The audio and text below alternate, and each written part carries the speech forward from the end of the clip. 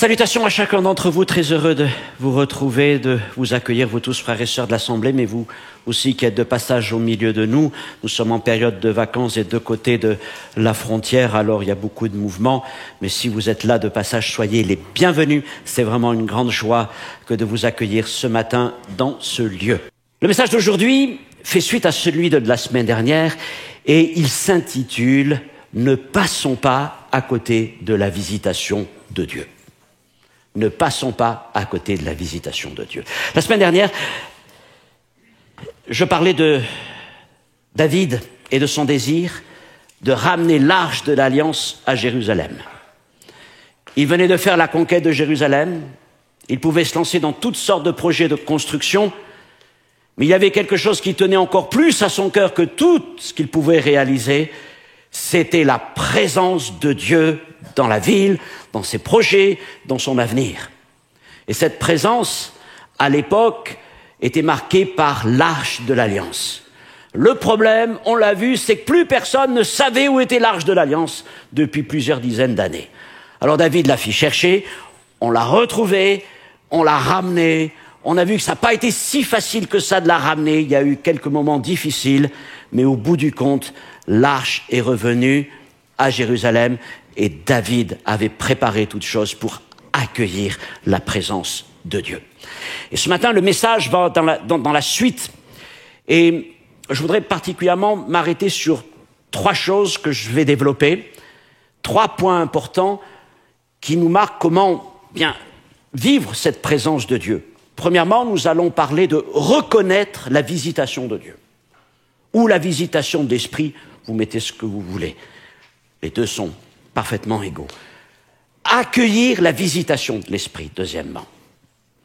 Troisièmement, recevoir la visitation de Dieu. Et nous allons voir comment ces étapes sont progressives. Et chacune nous parle aussi, en quelque sorte, d'un défi qui est là, devant chacun d'entre nous, si nous voulons vivre, eh bien, toute la bénédiction que Dieu en réserve pour nos vies. Alors, nous allons nous tourner vers les évangiles, dans l'évangile de Marc, au chapitre 6, et je vais prendre avec vous les 6 premiers versets de ce chapitre, et puis les quelques derniers à partir du chapitre 53. Ce sont 2 tableaux qui concernent Jésus. Jésus est en train de visiter 2 villes. La première, c'est sa ville, la ville de ses parents en tout cas. La sienne, c'est Capernaum, mais celle de ses parents, c'est Nazareth. Et puis ensuite, il va visiter une autre contrée, celle de Génézareth, un pays auprès du lac. Donc tout d'abord, Jésus à Nazareth. Et il nous est dit que Jésus, parti de là, du lieu où il se trouvait, il se rendit donc dans sa patrie. Et ses disciples le suivirent. Et quand le sabbat fut venu, Jésus se mit à enseigner dans la synagogue. Et beaucoup de gens qui l'entendirent étaient étonnés et se disaient, mais d'où lui viennent ces choses? Et quelle est cette sagesse qui lui a été donnée?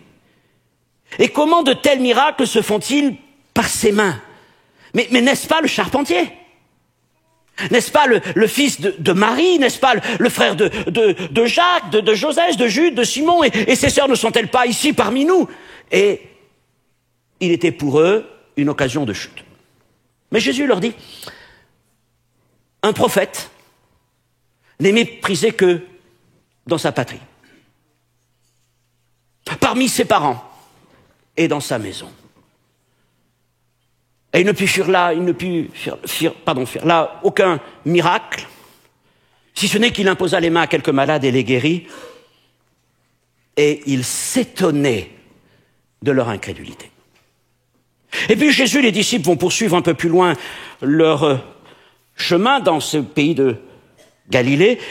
Et là, il nous est dit, au verset 53, qu'après avoir traversé la mer, ils arrivèrent donc dans le pays de Génézareth et ils abordèrent. Et quand ils furent sortis de la barque, les gens ayant aussitôt reconnu Jésus, parcoururent tous les environs, et l'on se mit à amener des malades sur des lits, partout où l'on apprenait qu'il allait.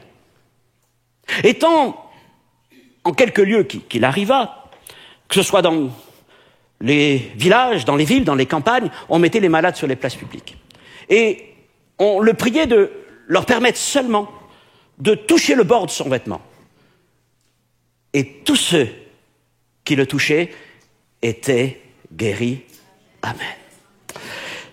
Seigneur mon Dieu, ce matin, je te prie de m'accorder ta grâce pour partager ce message, bien au-delà de tout ce que tu m'as permis de préparer.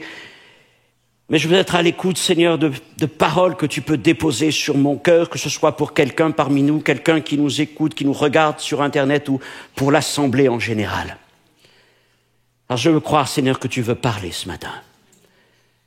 Je te prie, Seigneur, de nous amener à réfléchir peut-être sur certaines de nos attitudes, sur, Seigneur mon Dieu, aussi le travail que tu voudrais réaliser au milieu de nous.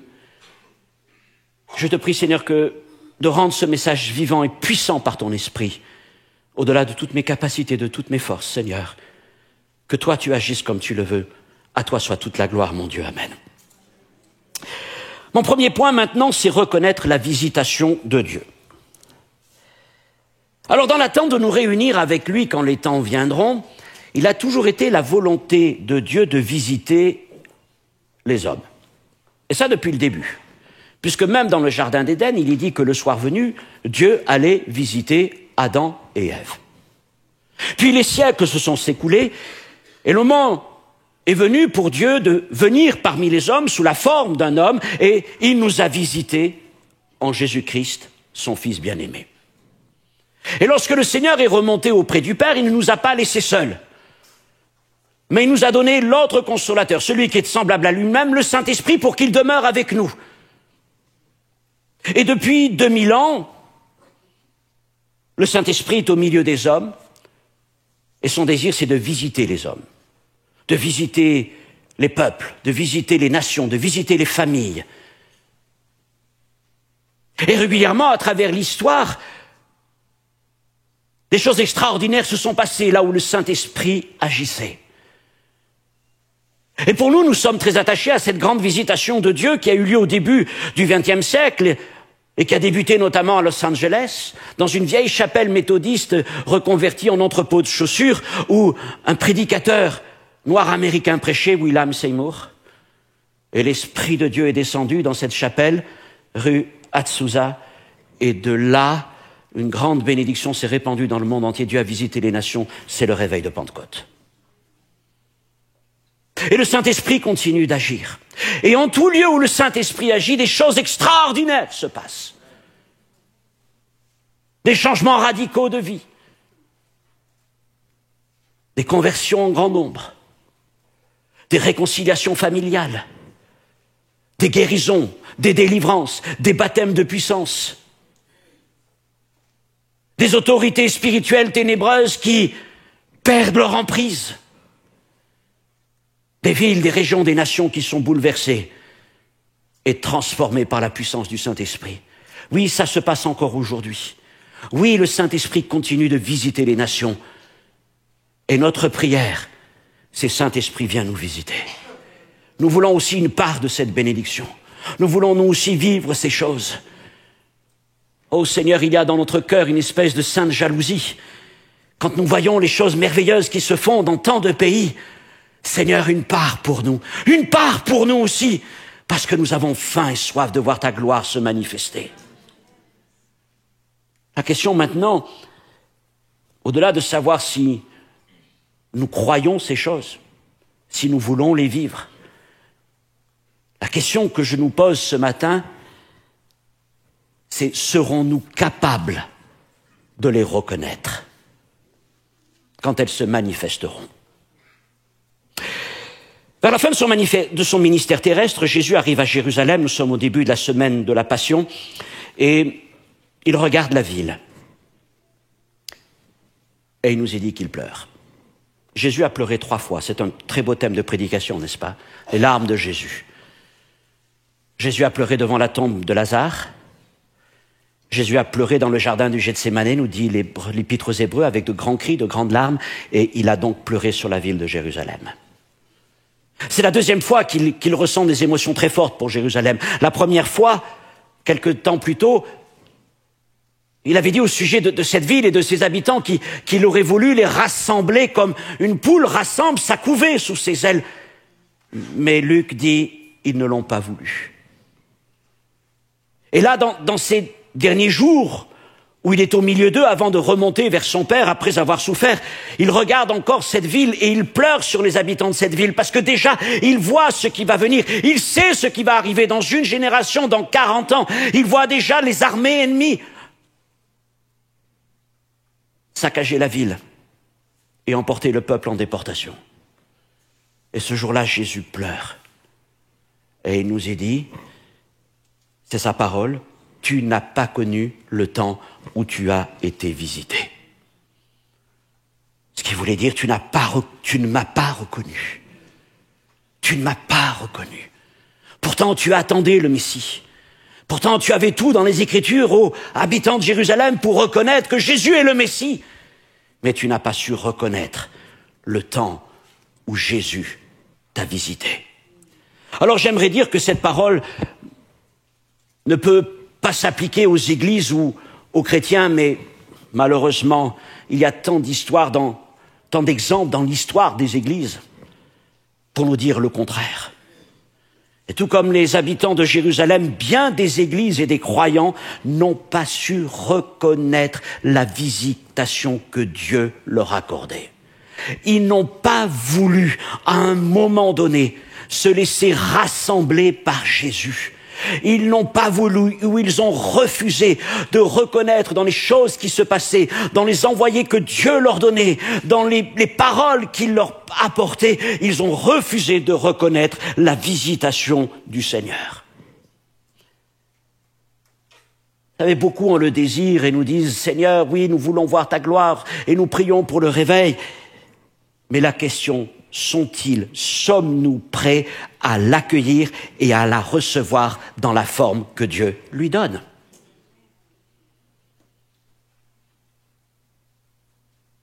Et Paul nous dit, notamment dans 1 Corinthiens chapitre 2, qu'apparemment il plaît à Dieu de nous prendre un peu à rebours parce que c'est par des choses faibles, par des choses folles, par des choses méprisables que Dieu nous visite. Afin que nulle chair ne se glorifie, mais que Dieu soit glorifié. Ce qui veut dire que il y a comme un décalage entre ce que nous attendons concernant la visitation de Dieu et la visitation de Dieu elle-même. Et pourquoi? Parce que nous disons, mais Seigneur, c'est ainsi que tu dois nous visiter. C'est comme ça que tu as visité nos pères, c'est ainsi que tu dois nous visiter. Mais l'histoire nous montre que généralement, je pense que c'est presque une loi systématique, mais jamais un réveil n'a ressemblé au réveil qui l'avait précédé. Ce qui veut dire que c'est toujours très dur aux gens qui ont vécu un réveil précédent ou qui sont en quelque sorte, et ça c'est encore plus dur, même pour les héritiers. Oh, il n'y a pas plus dur. Être un héritier en quelque sorte d'un réveil, de l'histoire d'un réveil, de la mémoire d'un réveil, et c'est très dur pour ces héritiers-là de rentrer dans un nouveau réveil. Parce que généralement, il ne va pas prendre les formes du réveil précédent. Dieu va agir d'une autre manière. Comment ça? Et ça ne plaît pas beaucoup. Et c'est en raison de cela que beaucoup de chrétiens, beaucoup d'églises, beaucoup de dénominations sont passés à côté de la visitation de l'Esprit. Dans une parabole, Matthieu chapitre 25, la parabole des brebis, des béliers et des boucs, il y a des gens qui posent cette question à Jésus, Seigneur, quand avons-nous vu? Alors je prends cette question, je la sors de son contexte, je la lis pas directement à la parabole, mais je crois que véritablement, dans le temps du jugement de toutes choses, il y a des chrétiens, il y a des églises qui diront, mais Seigneur, quand avons-nous vu? Et alors le Seigneur leur ouvrira les yeux. Il leur ouvrira les yeux. Mais j'étais là, je suis venu te visiter. Mais je ne t'ai pas reconnu. Mais j'étais pourtant là. Mais cela n'a pas pris les formes que nous attendions. Et nous sommes passés à côté de la bénédiction. Alors je vais vous dire, oui, nous prions pour que le Saint-Esprit nous visite, mais j'ai envie de dire, Seigneur, je prie surtout que tu nous rendes capables de reconnaître le moment où tu vas nous visiter. Parce qu'en fait, il n'y a rien de plus terrible que de prier pour la visitation de Dieu et de ne pas être capable de la reconnaître quand elle vient. Alors ça, c'est dramatique, mais c'est arrivé tant de fois, malheureusement. Alors, bien sûr, il ne s'agit pas d'exclure tout discernement. Et il est évident que nous ne devons pas systématiquement valider toute manifestation spirituelle, tout discours, toute prédication. Ok. Mais je vais vous dire, le discernement fonctionne parfois comme une couverture avantageuse derrière laquelle nous pouvons nous cacher, derrière laquelle nous nous protégeons. Parce que de discernement, il n'y en a pas, mais on l'utilise comme une enveloppe spirituelle, en fait, pour camoufler des sentiments qui sont des sentiments d'incrédulité ou de rejet. Et souvent, ceux qui nous parlent, comme ils disent « Oh, mais oui, il y a ceci, de la doctrine et ceci », mais vous fouillez, vous verrez qu'en fait, il y a surtout beaucoup d'incrédulité. Alors, comment faire par rapport à la visitation du Saint-Esprit? Eh bien, je vais vous citer l'exemple d'un homme merveilleux qui est Barnabas. Barnabas envoyé par les apôtres de Jérusalem jusqu'à Antioche. Parce qu'à Jérusalem, on a appris que Dieu a visité la ville d'Antioche. Alors, il n'y a pas plus à l'opposé que Jérusalem et Antioche. Jérusalem, c'est la ville sainte, c'est la ville religieuse. Antioche, c'était une très grande ville, mais c'est une ville de débauche et d'idolâtrie. Dieu avait visité Jérusalem, très bien, mais voilà que maintenant il visite Antioche. Et pour la première fois, il nous est dit que des disciples, pas même des apôtres, parce que c'est pas même des apôtres qui sont allés à Antioche, ce sont des disciples. Quelques hommes, il est dit dans le texte, ont prêché l'évangile à des non-juifs, à des Grecs. Et la main du Seigneur a été sur eux. Et alors se sont rassemblés dans les mêmes lieux, juifs et non-juifs, mais tous plaçant leur foi en Jésus-Christ. Et à Jérusalem, on a appris la nouvelle. Il faut dire qu'à Jérusalem, on a l'habitude d'être un temps en retard. On a appris qu'il y a eu un réveil en Samarie, on a appris qu'il y a eu une visitation chez Corneille, et maintenant on apprend qu'il y a quelque chose qui se passe à Antioche. Le Saint-Esprit va toujours plus loin, plus vite que ses envoyés. Mais ils discutent entre eux et ils conviennent d'envoyer quelqu'un pour voir les choses. Et ils font le choix d'envoyer Barnabas. C'est un très bon choix. Je ne vais pas rentrer dans toutes les raisons, mais c'est un très bon choix. Et Barnabas nous montre comment nous devons aborder la question d'une visitation de Dieu. On peut afficher le verset. Il est écrit, lorsqu'il fut arrivé à Antioche et qu'il eut vu la grâce de Dieu, il s'en réjouit et il les exhorta tous à rester d'un cœur ferme, attaché au Seigneur. Et dans ces quelques mots, on va les ouvrir. On va voir qu'il y a plein de vérités spirituelles extraordinaires. Si tu peux rester sur le verset, s'il te plaît. Il y a lorsqu'il fut arrivé. C'est l'idée que, contrairement à beaucoup de chrétiens, il ne s'est pas laissé submerger par les préjugés. Il a pris le temps d'arriver, d'aller jusque là-bas. Parce que souvent, nous, avant même d'être allés, avant même d'avoir vu, avant même de ceci, on sait déjà. Et généralement, on a toutes sortes d'idées préconçues. Ce qui veut dire que quand on arrive dans un endroit, on va chercher ce qu'on veut chercher pour prouver nos sentiments. Mais Barnabas arrive le cœur libre, l'esprit libre. Et là, il nous est dit qu'il voit, il veut voir. Vous voyez, il ne veut pas juger, il veut voir ce qui se passe. Ça, c'est important. Il veut voir. Et qu'est-ce qu'il veut voir? Vous savez, quand on va...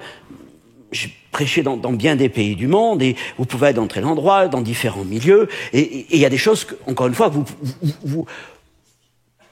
vous attendez. Alors vous dites, comment est-ce qu'ils vont chanter, comment est-ce qu'ils vont prêcher, comment est-ce qu'ils vont prier, comment est-ce qu'ils vont imposer les mains, comment est-ce que les gens vont réagir à l'imposition des mains. Enfin, il y a toutes choses que vous pouvez avoir en tête. Mais lui, ça l'intéressait pas. Ça l'intéressait pas. Ce qu'il voulait voir, et il l'a vu, c'est la grâce de Dieu. Même si les formes n'étaient pas les mêmes, et certainement les formes n'étaient pas les mêmes. Mais ce qui l'intéressait, et c'est là qu'est le véritable discernement, c'est de voir la grâce de Dieu. Et le verbe suivant est magnifique aussi. Très simple, mais très fort, il s'en réjouit. Et je vais vous dire, c'est compliqué, même pour des chrétiens, de se réjouir de la bénédiction d'un autre. Surtout quand elle ne prend pas les formes qu'on a d'habitude. Ah, c'est quoi ces choses? Ah, lui, pourquoi lui, pas moi? Mais lui, il se réjouit. Il se réjouit de ce qu'il voit la grâce de Dieu. Il se réjouit de ce qu'il voit juifs et non-juifs louer ensemble le Seigneur. Il se réjouit, je ne sais pas comment ça pouvait se passer dans ces églises d'Antioche, mais il se réjouit. Et je crois que c'est bon de se réjouir de la bénédiction que Dieu accorde aux autres. Même si c'est pas la nôtre, même si ça ne prend pas les formes que nous attendons. Mais il s'est réjoui. Et en plus, il les a encouragés à persévérer ensemble. Continuez, continuez. Cerise sur le gâteau, il va rester avec eux. Je ne retourne pas à Jérusalem, moi je reste avec vous, les gars. C'est bien ici. Je veux dire, vous savez, il a fait le bon choix. Vous savez pourquoi? Parce qu'à Jérusalem, Barnabas, c'était un bon frère, hein, ça, il n'y a pas de problème. Mais c'était un frère parmi les frères. Mais à Antioche, il est devenu un père. Il est devenu un père dans cette église. Et vous savez qu'un peu plus tard, vous relirez Acte 11, il est même allé chercher Saul de Tarse.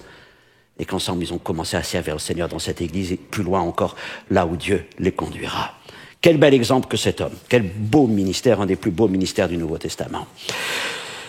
Reconnaître la visitation de Dieu, Seigneur, ouvre-moi les yeux. Ça serait, je dis, pour moi, c'est la pire des choses que d'être incapable de reconnaître le jour où Dieu nous visite. C'est-à-dire, Seigneur, si un jour tu me dis ça, ça veut dire que je suis passé à côté finalement presque du but de mon ministère, parce que on travaille pourquoi? Pour que le Seigneur nous visite. On prêche, on prie pour que Dieu nous visite. Et si le jour où nous visite, on n'est pas capable de le reconnaître, là, ça serait vraiment dramatique d'arriver au ciel et d'entendre ça. Je ne sais pas ce que vous en pensez, mais je dis, Seigneur, je te prie, ouvre mes yeux, ouvre mes yeux. Avant d'aller vers les points suivants, les 2 et 3, on va faire un peu d'exégèse, très léger, mais c'est important. Nous, dans nos Bibles françaises, on a un verbe pour recevoir. Et il n'y a pas de différence, dans la plupart des versions, en tout cas celles que nous utilisons le plus couramment. Le problème, c'est qu'en grec, il y a 2 verbes pour recevoir. Bon, c'est pas un gros problème, mais c'est intéressant. Le premier verbe, vous le voyez sur les diapos, il s'appelle dékomai en grec, c'est un verbe passif. C'est-à-dire qu'il consiste c'est un verbe qui nous dit recevoir pour accueillir. Accueillir, d'accord? Le deuxième, recevoir, lambano, lui nous dit recevoir en prenant. Et c'est un verbe actif. Je reçois, mais en prenant la chose. Le premier, je reçois en accueillant. Finalement, je ne fais pas grand-chose. Le deuxième, je reçois en prenant. Il y a quelque chose qui doit se faire. Et ces 2 verbes sont importants parce qu'ils marquent une progression vers l'obtention de la bénédiction et comment nous devons nous comporter lorsqu'il y a une visitation de l'Esprit. Et les leçons que l'un et l'autre nous apportent, nous devons les garder dans nos cœurs. Je vais les développer maintenant. C'est que quand il est question de recevoir, accueillir, il est question d'honneur et de respect. Accueillir avec honneur et respect la visitation de Dieu. Deuxièmement, recevoir et prendre par la foi la bénédiction. Mais si nous voulons recevoir et prendre par la foi, il nous faut d'abord accueillir. Et je dirais, avant d'accueillir, il faut aussi reconnaître la visitation du Saint-Esprit. Donc on a vu le premier point, reconnaître la visitation de Dieu, et j'en arrive à ce deuxième point maintenant, accueillir avec honneur. Donc, reconnaître la visitation de Dieu commence par accueillir sa parole, ses œuvres ou ses envoyés avec honneur. Matthieu 10, 40. Celui qui vous reçoit, c'est le verbe accueillir, m'accueille. Et celui qui m'accueille, accueille celui qui m'a envoyé. Alors, dans nos lectures, rappelez-vous, dans Marc 6, nous avons 2 exemples opposés quant à la manière d'accueillir Jésus. Ce sont 2 contrées qui sont proches l'une de l'autre. Nazareth et le pays de chez Nazareth, il n'y a pas de très grande distance. Pourtant, il y a eu un accueil complètement différent dans les 2 endroits.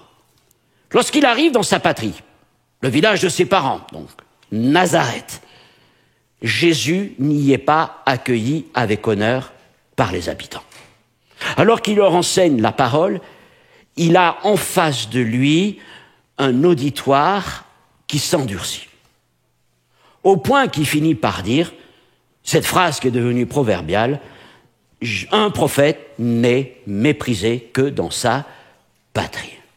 Et méprisé, je ne vais pas rentrer dans les subtilités du grec, mais c'est l'opposé d'honorer. Vraiment, c'est l'opposé, c'est l'opposé. Ne pas être honoré. Voilà ce qu'est le mot mépriser dans ce passage. Ne pas être honoré. Alors, ce n'est pas le seul endroit où Jésus n'est pas honoré dans les évangiles. Par exemple, les Gadaréniens le pressent de quitter leur contrée après la délivrance d'un possédé. Vous savez, c'est ce fameux endroit où Jésus va chasser une légion de démons qui vont rentrer dans le troupeau de cochons et qui vont finir dans le lac. Et là, on va lui dire de partir, de quitter la contrée. Et l'autre exemple où Jésus n'a pas été accueilli, c'est par les Samaritains. Les Samaritains refusent de le recevoir. Luc chapitre 9.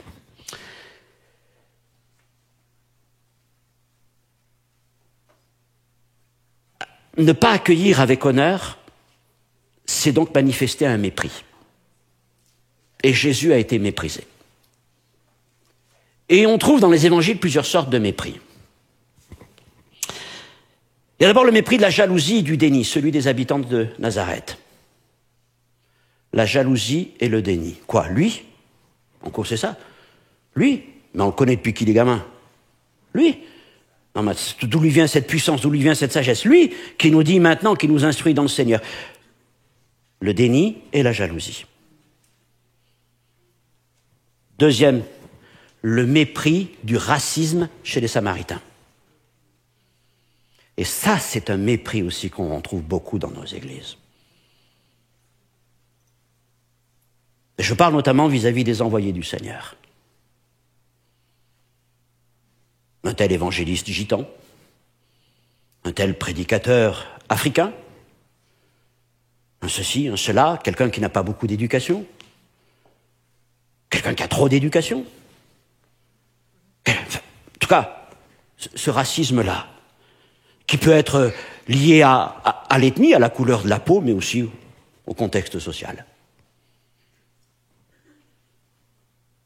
Le troisième mépris, c'est celui de la peur. La peur des Gadaréniens devant l'œuvre de Dieu. Et parfois, on réagit avec peur quand le Saint-Esprit se manifeste. Et il y a une forme de mépris. Par peur, on méprise. On méprise l'action du Saint-Esprit. On méprise, on se dit, c'est pas possible, ça va pas. Et la peur nous amène dans le mépris, dans le rejet. Quatrièmement, le mépris de la supériorité et de la suffisance, autrement dit, le mépris de l'orgueil des habitants de Jérusalem. À Jérusalem, on n'a pas besoin de Jésus. Hein. On a le temple, on a les sacrificateurs, on a tout, c'est la cité de David. On n'a pas besoin de Jésus. Et dans combien d'endroits on a dit, mais on n'a pas besoin de ça. On n'a pas besoin de cette visitation. Nous avons cette doctrine, nous avons cet héritage, nous avons cette histoire. Non, nous n'avons pas besoin de ça. Le mépris de l'orgueil. Alors je ne sais pas si vous avez été confronté, ou si vous avez connu, ou peut-être même si vous avez expérimenté un de ces mépris. Mais ce sont des choses qui ferment le ciel. Qui ferment le ciel. Paul en parle pour lui-même lorsque il est allé prêcher devant les fameux Athéniens de l'Aréopage, les sages d'Athènes, et il leur a annoncé Jésus-Christ et ils l'ont méprisé. Ils se sont moqués de lui et il finit par se retirer de leur présence. Que Dieu nous garde du mépris. Du mépris de son œuvre, du mépris de ses envoyés. Car le mépris produit l'incrédulité et l'impossibilité pour Dieu d'agir comme il le voudrait. C'est alors une occasion de chute pour ceux qui s'y abandonnent. Alors je ne vais pas mettre des noms sur ce que je vais dire,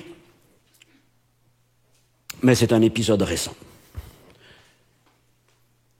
Je suis avec un frère évangéliste, prêche la parole, il y a un appel, et pendant la réunion, il avait eu des paroles très précises, des paroles de connaissance à l'égard d'un jeune homme vraiment tombé, nickel.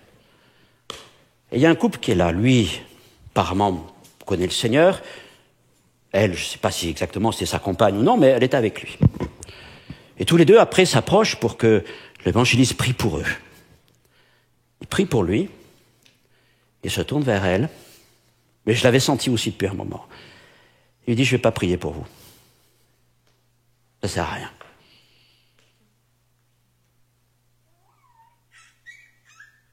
Non pas parce qu'elle ne croyait pas, mais parce qu'elle le méprisait.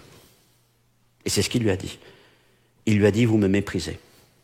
Et vous méprisez la parole. Ça ne sert à rien que je prie pour vous.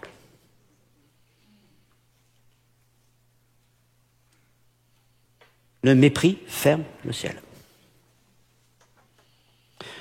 Et dans le contexte de Nazareth, Jésus ne put faire aucun miracle. Si ce n'est quelques personnes, quelques malades qui étaient là, à qui il put imposer les mains et qui furent guéris. Et je veux dire, je crois que c'est intéressant, il ne put faire aucun miracle. Je me dis, quand il est arrivé dans cette ville de Nazareth, il connaissait les gens, il devait les aimer, il était connu d'eux, il avait vraiment envie de les bénir, s'il y avait quelque chose de particulier avec cette ville.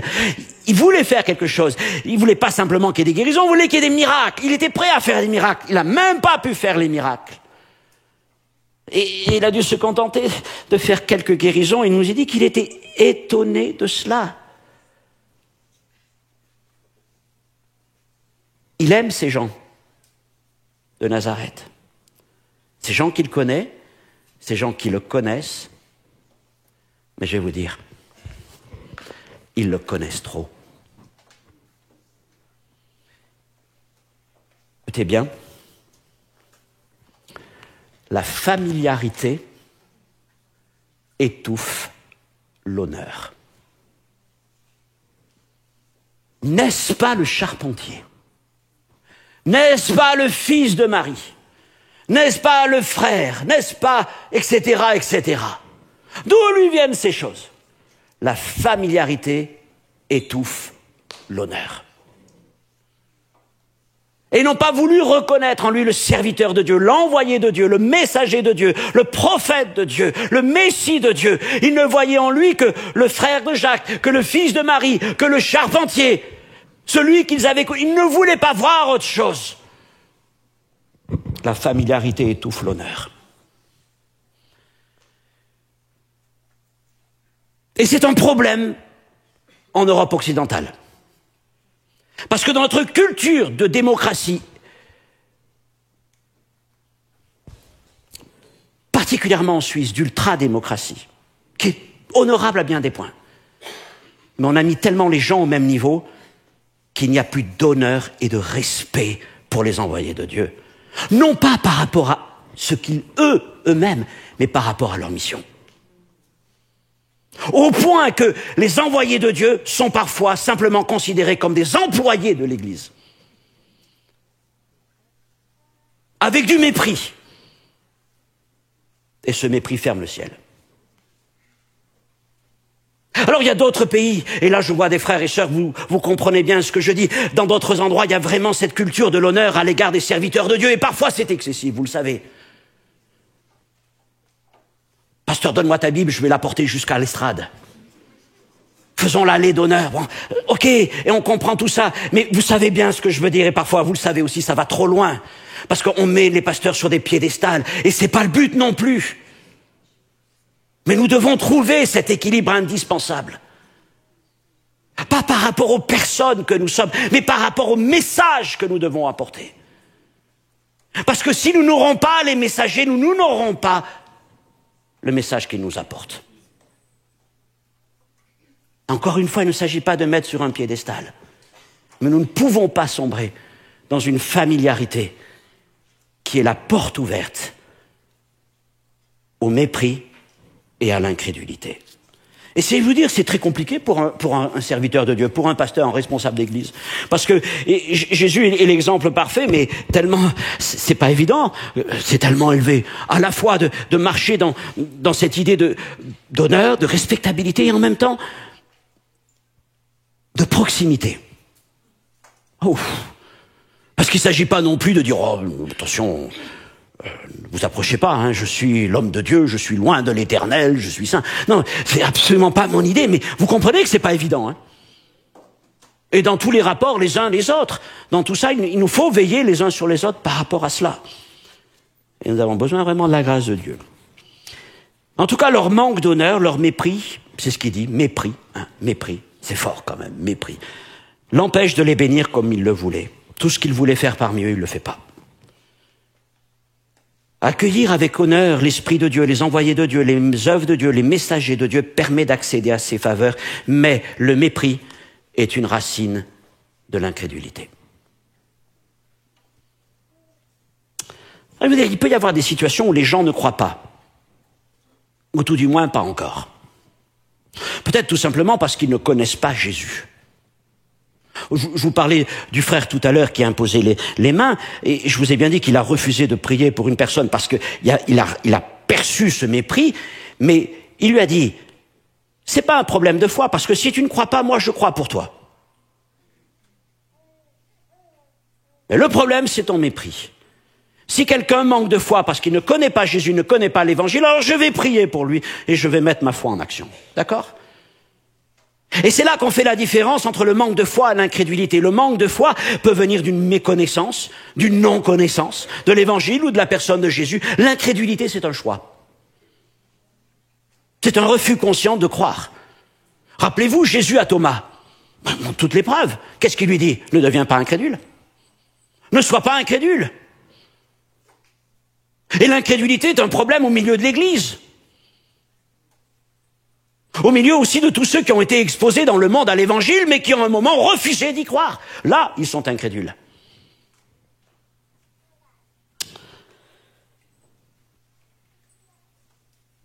Mais le manque de foi n'est pas un obstacle à l'action du Saint-Esprit si l'honneur est présent. Quelqu'un peut ne pas croire, mais s'il y a l'honneur, le respect, alors Dieu peut agir. Dieu peut agir. Et beaucoup de miracles dans les évangiles ont été opérés sans manifestation de foi des personnes concernées. Il y a bien des endroits où c'est Jésus qui de lui-même est allé guérir des personnes, sans qu'ils aient demandé. Mais ça s'est toujours fait dans un moment d'honneur et de respect à l'égard du Seigneur. L'honneur pallie le manque de foi et garde le ciel ouvert, mais le mépris ferme le ciel et empêche la bénédiction. Alors voilà pour Nazareth, et maintenant, un peu plus tard, Jésus arrive dans le pays de Génézareth, c'est un pays un peu plus loin, et l'accueil est tout autre. Puisque là, on amène des malades, dès qu'on reconnaît Jésus partout, on va dire « Oh, il y a Jésus, il y a Jésus, il y a Jésus, venez amener les malades !» Même on va les trimballer sur des lits, mais on va les placer sur les places publiques. Alors vous imaginez partout, là, dans les villes, les villages, les campagnes, partout où Jésus arrive, il y a des malades partout. Il y en a tellement qu'on dit « Bon, tu vas pas pouvoir prier pour tout le monde, c'est pas possible. Simplement, permets aux malades de toucher le bord de ton vêtement. » Et ça, c'est l'honneur, le respect. Permets-nous seulement. Mais cet honneur s'est ensuite poursuivi par une action de foi. Ils n'ont pas simplement demandé la permission, mais ensuite ils ont dû aller toucher pour être guéris. Et on voit un moment complètement différent, une séquence complètement différente entre ces deux villes. Ça me rappelle, je parlais de Paul à Athènes, et puis Paul qui écrit aux Galates. Il leur dit, au chapitre 4, verset 14, « Mis à l'épreuve par ma chair », certainement il parle de sa maladie, on peut penser qu'il est certainement malade au niveau des yeux, enfin, c'est pas trop. Il dit, surtout, vous n'avez témoigné ni mépris ni dégoût. Il était faible, physiquement. Peut-être qu'il avait une maladie qui le rendait pas agréable, enfin, je veux dire, visuellement ou physiquement, ou, bon, voilà. Mais vous m'avez témoigné ni mépris ni dégoût, mais vous m'avez au contraire reçu comme un ange de Dieu. Et mes frères et sœurs, toute personne que nous recevons dans l'Église, quelle que soit sa situation, qu'il soit noir, qu'il soit blanc, qu'il soit jaune, pardonnez-moi cette simplification, qu'il soit riche, qu'il soit pauvre, qu'il soit éduqué, pas éduqué, qu'il parle bien, qu'il parle mal, qu'il soit un prophète, qu'il soit un chantre, qu'il soit ceci, qu'il soit cela, nous le recevons, nous la recevons, nous les recevons comme des envoyés du Seigneur. Nous les recevons comme des envoyés du Seigneur. Nous écoutons ce qu'ils ont à nous dire, mais nous les recevons comme des envoyés du Seigneur, quelle que soit leur force ou leur faiblesse. Après, bien sûr, encore une fois, ça n'exclut pas l'intelligence, la sagesse, le discernement. Mais je ne ferme pas mon cœur, je ne suis pas dans le mépris, dans le rejet. Je peux être dans la prudence, il n'y a pas de problème. Mais je veux quand même apprendre à recevoir avec honneur. Comment accueillons-nous sa parole, ses envoyés, les manifestations de sa puissance? Avant même de parler de foi, il est question d'honneur et d'estime. L'honneur ouvre le ciel, le mépris le ferme. Beaucoup de chrétiens des églises sont passés à côté de la bénédiction pour avoir méprisé sa parole ou ses envoyés. Par racisme, par préjugés sociaux, doctrinaux, dont le Saint-Esprit ne peut plus agir aujourd'hui, c'est pas possible. C'est fini, c'est le temps passé. Et on s'est fermé, et beaucoup d'églises se ferment encore à toute action d'esprit. Parce que, d'après leur doctrine, c'est pas possible que le Saint-Esprit agisse encore aujourd'hui. Et pour revenir à mon message de la semaine dernière, si vous l'avez pas entendu, faites-le. Il y a beaucoup de Michal dans nos églises. Vous savez, Michal qui regardait David. Et qu'est-ce qu'il est dit? Qu'elle le méprisa dans son cœur parce qu'il dansait devant l'arche et devant le Seigneur. Elle le méprisa. En méprisant David, elle s'est fermé le ciel, mais elle a aussi fermé son ventre, parce qu'elle est devenue stérile. Et je veux dire des Michal dans nos églises qui ferment le ciel et qui se ferment toute possibilité d'engendrer spirituellement des gens qui deviennent stériles. Il y en a. Que Dieu les guérisse, mais il y en a. Avançons. Donc, reconnaître la visitation de Dieu, accueillir avec honneur, recevoir par la foi.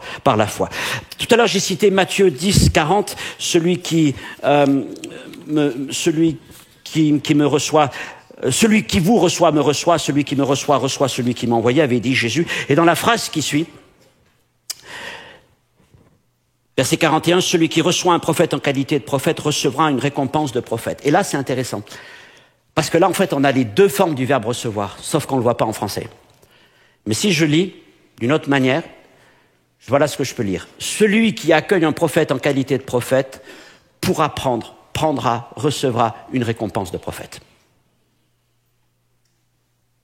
C'est pour ça que les deux mots recevoir sont différents, ils sont progressifs. L'un veut dire accueillir avec honneur, l'autre veut dire prendre par la foi. Et donc c'est sur ce deuxième que je m'arrête maintenant. Et le verbe recevoir, le verbe en grec, vous le retrouvez sur les notes, lambano, mais peu importe, mais sachez que c'est un des verbes les plus importants du Nouveau Testament. Et je vais vous donner quelques exemples dans lesquels il est utilisé pour que vous compreniez l'importance, la portée de ce verbe recevoir et prendre. Il est question de lui dans recevoir le pardon des péchés, dans recevoir la réconciliation, l'abondance de la grâce, un esprit d'adoption, une récompense, l'héritage éternel, la connaissance de la vérité. Je vous ai mis toutes les références. Recevoir la couronne de vie. C'est à chaque fois le même verbe. Il est important, n'est-ce pas? Vous voyez que tous les grands moments, toutes les grandes promesses de la nouvelle alliance sont liées à ce verbe recevoir. Et c'est vrai aussi pour ce qui s'agit du Saint-Esprit. Au jour de Pentecôte, Pierre prêche. Repentez-vous, que chacun de vous soit baptisé au nom de Jésus-Christ pour le pardon du péché, et vous recevrez le Saint-Esprit. Plus tard, Pierre et Jean arrivent en Samarie et ils prient pour les Samaritains, leur imposent les mains afin qu'ils reçoivent le Saint-Esprit. Pierre et ses amis rentrent dans la maison de Corneille, ils prêchent la parole et là, il dit, ils ont reçu le Saint-Esprit aussi bien que nous après que le Saint-Esprit soit descendu au milieu d'eux. Quand Paul arrive dans la ville d'Éphèse et qu'il rencontre 12 disciples, il leur pose cette question, avez-vous reçu le Saint-Esprit quand vous avez cru? Et Paul écrit dans les Galates, chapitre 3, verset 2, est-ce par les œuvres de la loi que vous avez reçu l'Esprit ou par la prédication de la foi? Et c'est encore et toujours le même verbe, recevoir, lambano, recevoir, recevoir, recevoir. Il y a cet accueil passif, accueil avec honneur, accueil avec respect. Et puis il y a cette deuxième phase, c'est-à-dire recevoir, mais d'une manière active. Parce que ce verbe peut être traduit aussi par prendre. Par prendre.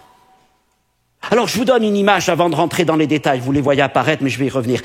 L'image la plus simple, c'est celle du facteur qui passe chez vous avec un avis de passage, un recommandé. Vous n'étiez pas là. Et il laisse son avis de passage dans la boîte aux lettres. Qu'allez-vous en faire? Allez-vous le garder chez vous? Allez-vous attendre que ça soit expiré? Non, vous allez aller au bureau de poste le plus proche et vous allez apporter l'avis de passage pour retirer votre colis, n'est-ce pas? Eh bien, nous avons un avis de passage extraordinaire qui s'appelle l'Évangile. Et le facteur est passé et nous a laissé cet avis de passage. Et ce que Dieu nous dit, c'est cette parole est là pour te dire qu'il y a quelque chose qui t'attend. Tu accueilles cette parole avec honneur, tu fais bien. Mais maintenant, fais ce pas supplémentaire. Va auprès du divin postier et demande-lui de te donner la bénédiction, les colis qui accompagnent la vie de passage. Si tu restes chez toi, tu n'auras rien. Mais si tu vas chez lui, tu recevras ce qu'il a en réserve pour toi. Et c'est ce que veut nous dire ce verbe. C'est pas simplement je reçois, c'est je reçois pour prendre. Par exemple, prendre, c'est le même verbe dans ces expressions qui sont là sur cette diapositive. C'est le même verbe que recevoir. Mais là, il est traduit par prendre. Il a pris nos infirmités. Celui qui ne prend pas sa croix, il prit les 5 pains. Verbe très important. Prenez toutes les armes de Dieu.